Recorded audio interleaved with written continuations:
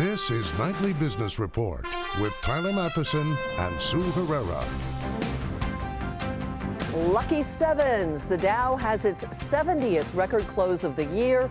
The Nasdaq clears 7,000 for the first time ever.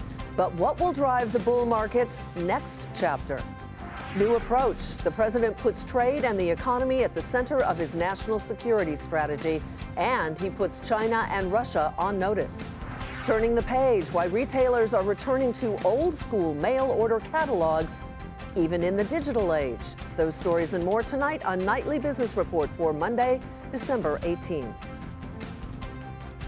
Good evening, everyone, and welcome. I'm Sue Herrera. Tyler Matheson is off tonight. It feels like a holiday gift for investors. The major indexes climbed further into record territory, the Dow closing in on 25,000. The optimism comes ahead of a vote on the tax bill that would be an historic overhaul of the U.S. tax system. It would cut the corporate rate and result in likely increases in profits. A number of corporate deals also help lift sentiment, and we'll have more on that a bit later in our program. But first, here's a look at the closing numbers. The Dow Jones Industrial Average advanced 140 points to 24,792, its 70th record close, the highest number in a calendar year ever. The Nasdaq was up 58, and the S&P 500 added 14. With the steady climb in stocks all year and the tax bill vote near, what will drive the next leg of growth? Mike Santoli took a look for answers. Every bull market needs a good storyline, and the one that started nearly 9 years ago has followed several along the way.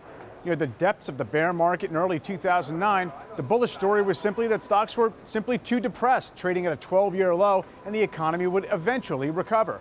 As the years went on, the narrative shifted to central banks are supporting the market, to stocks look cheap versus bonds, to companies have record profits and are buying back lots of stock.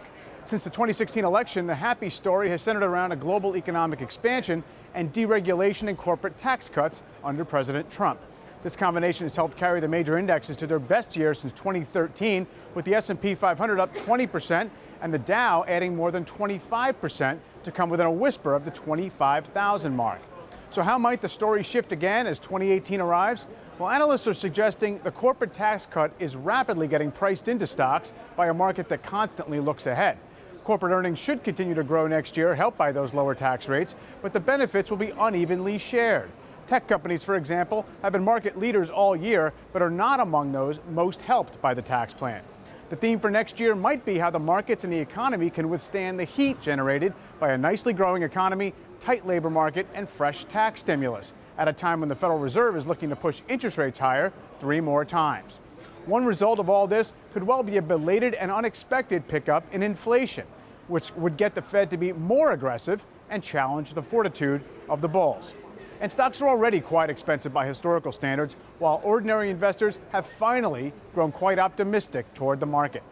These are all common features of a mature bull market, but one fortified by enough good news that it shows few signs of expiring suddenly anytime very soon. For Nightly Business Report, I'm Mike Santoli.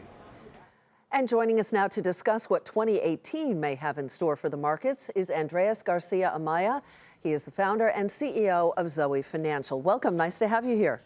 Thanks for having me. You know, I was looking at my notes and I'm fascinated by how you think an individual investor should address this market. You say, first of all, hope for the best, prepare for the worst, but you should absolutely know what your required return is. How does that play out for the individual investor? How do you do that?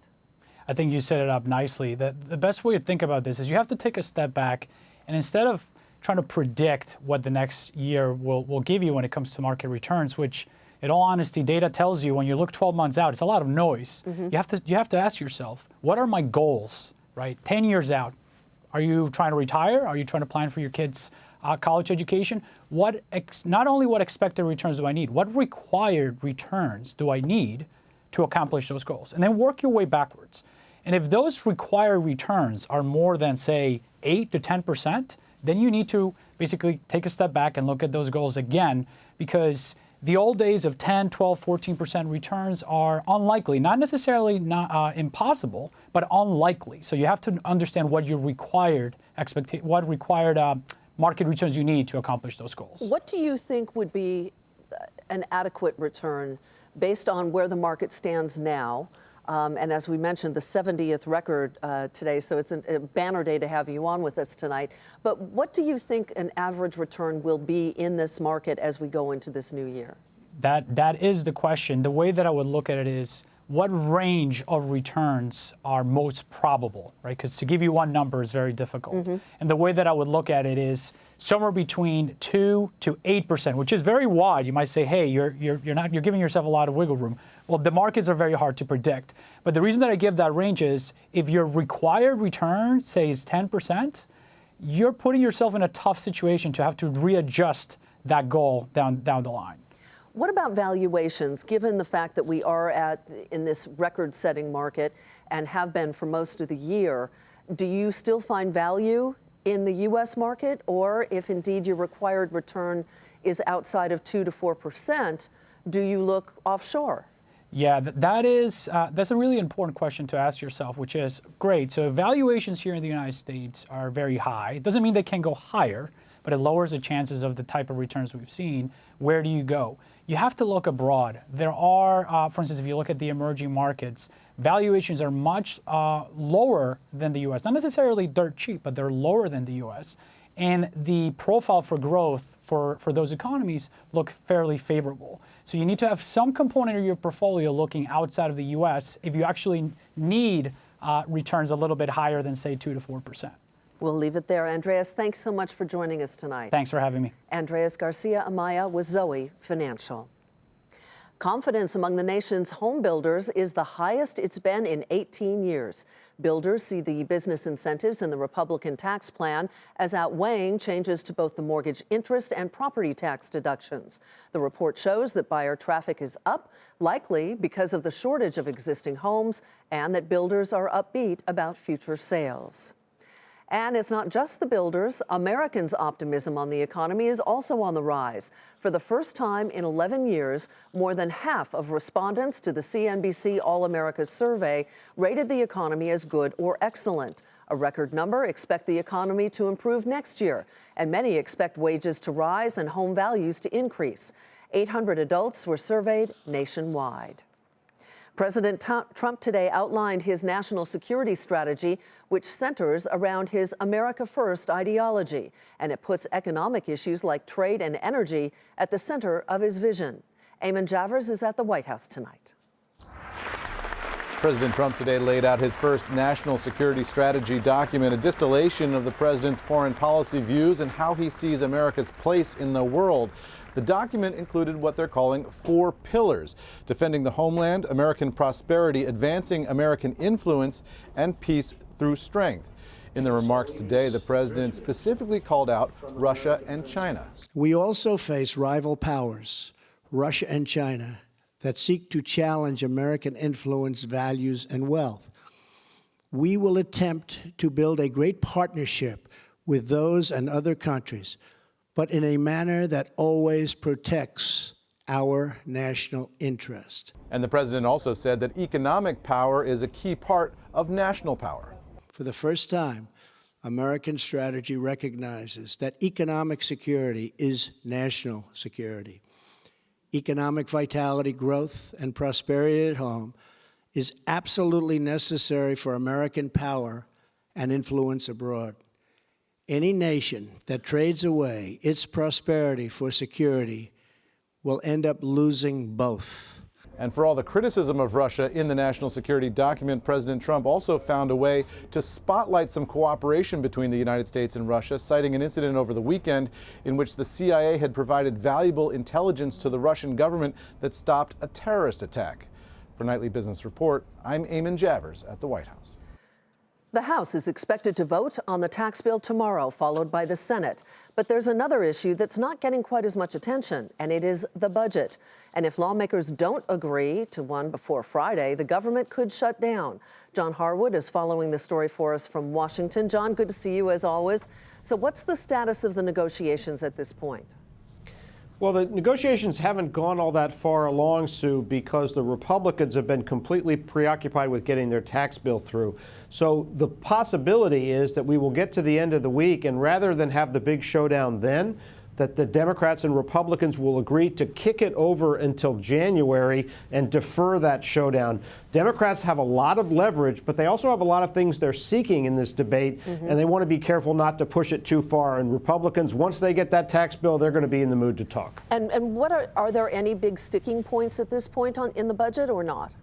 Well, the big sticking points are these. First of all, the Republicans and the Trump administration want a very large increase in defense. But to get that increase, they have to have votes from Democrats, at least 8 Democrats, to make that happen. And Democrats are insisting in return for those votes that domestic spending programs also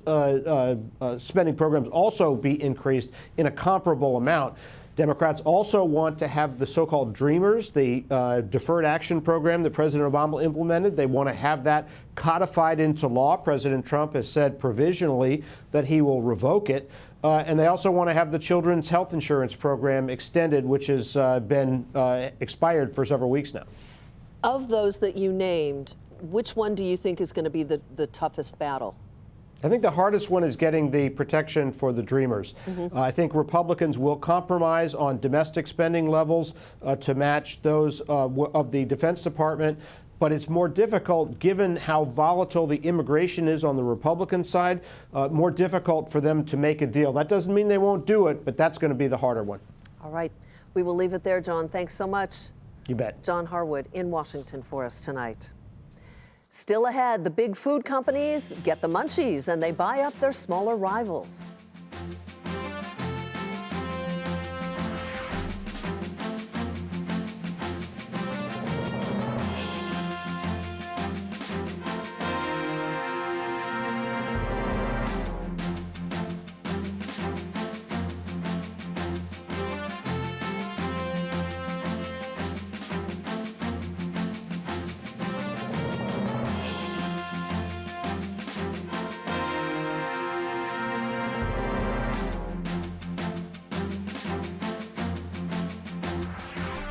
Health insurer Humana is reportedly in advanced talks to acquire acute care provider Kindred Healthcare. According to the Wall Street Journal, the deal would be a partnership with private equity firms. Such a deal would be the latest convergence of healthcare companies. Most recently, CVS agreed to acquire Aetna for $69 billion. Shares of Kindred rose more than 10% on the report, while Humana's stock fell. There is also merger and acquisition talk in the food sector. Hershey will acquire Amplify, the maker of Skinny Pop, while Campbell's Soup will buy snack maker Snyder's-Lance. All 4 stocks traded higher, with Amplify soaring more than 70%.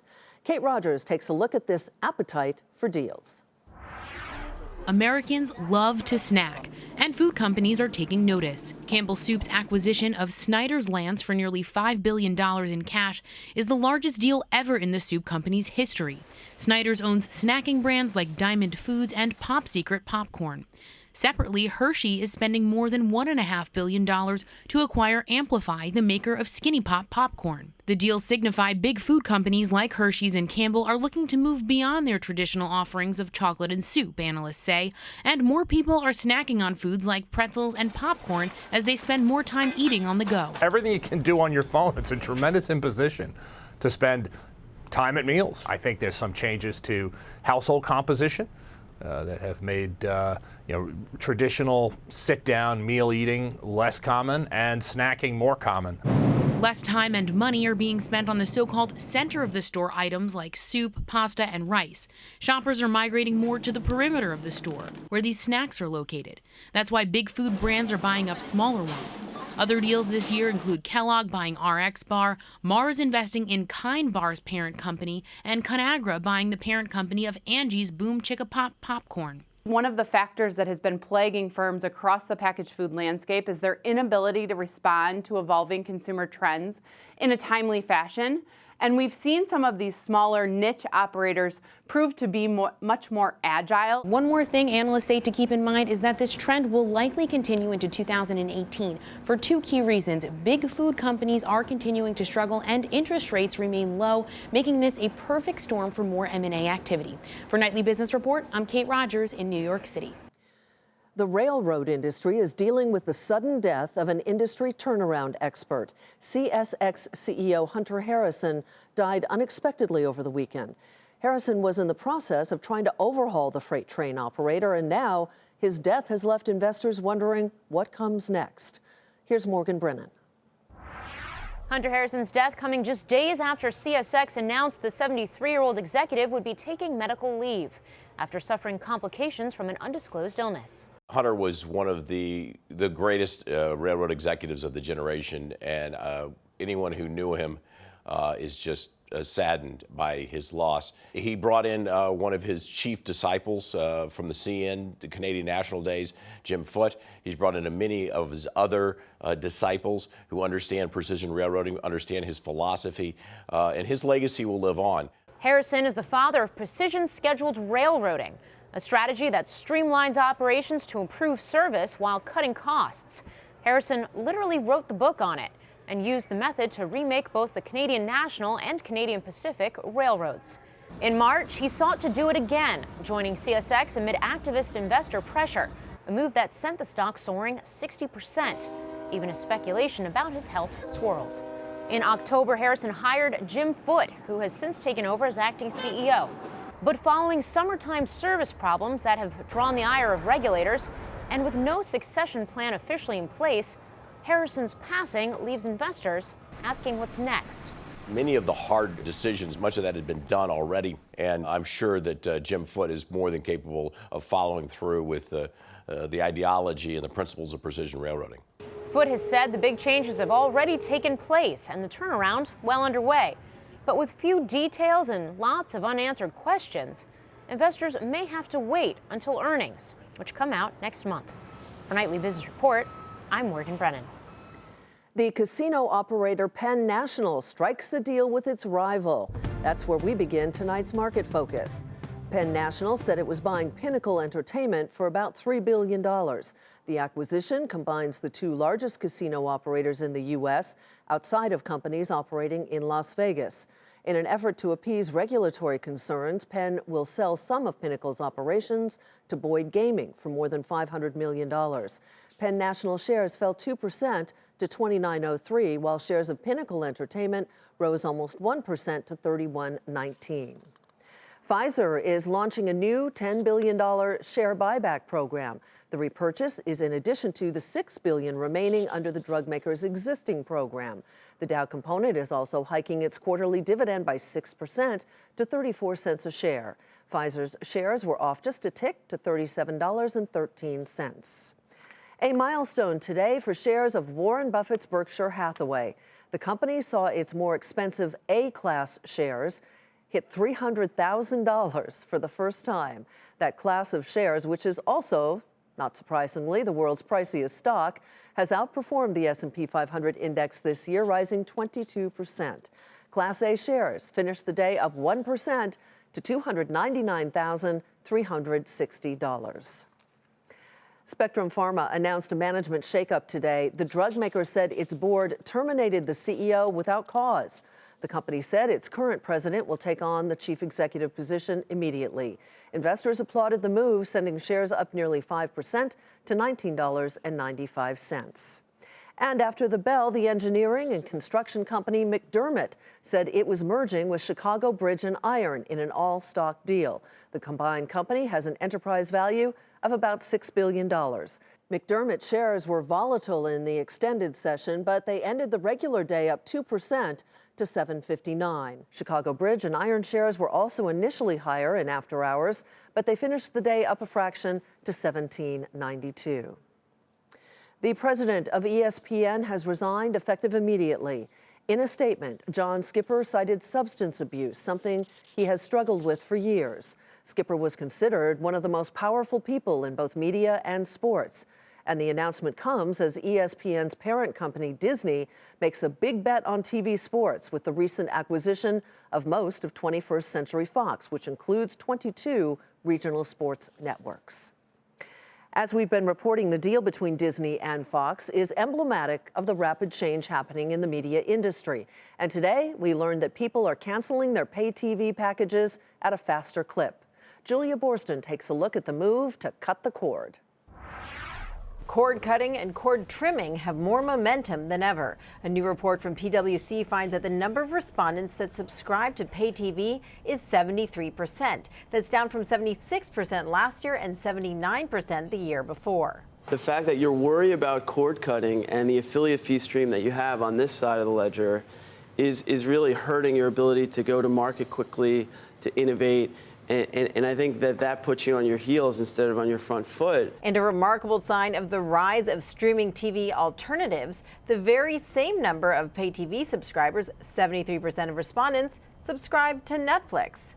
Another trend to watch, cord trimming. People switching to smaller, lower-cost bundles, such as those offered by DirecTV, Hulu, YouTube, and even the cable giants.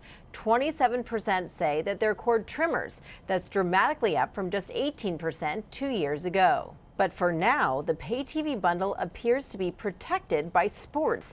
82% of sports fans tell PwC they would end or trim their pay TV subscription if they no longer needed to access live sports. We all talk about cord cutting and streaming, and that is clearly the trend. But as much of a statement was made on Disney and Fox on solidifying the bundle, right? Because you're not breaking up ESPN, you're not breaking up the RSNs. You're going deeper into the existing bundle. But the question is, what happens once major sports rights contracts with broadcasters expire in 2021? And if internet giants such as Amazon or Facebook snap up those rights? We'll also be watching to see if there's an impact from ESPN launching its direct-to-consumer app next year and growing the library of sports it offers as part of that service. PwC reports that the average sports fan would pay around $23 a month for unlimited access to live sports on any platform. That explains why sports rights are so valuable, both to traditional giants working to maintain demand for their bundles and for new players looking to draw subscribers and ad dollars. For Nightly Business Report, I'm Julia Borston in Los Angeles. The latest installment of Disney's Star Wars franchise was expected to have a big opening weekend, and it certainly did not disappoint. The Last Jedi raked in $220 million at the North American box office. That is the second best opening ever, falling only behind its predecessor, The Force Awakens, which saw initial ticket sales of more than $245 million in 2015. Coming up, In with the Old, why mail order catalogs, perhaps the original form of virtual shopping, are making a comeback.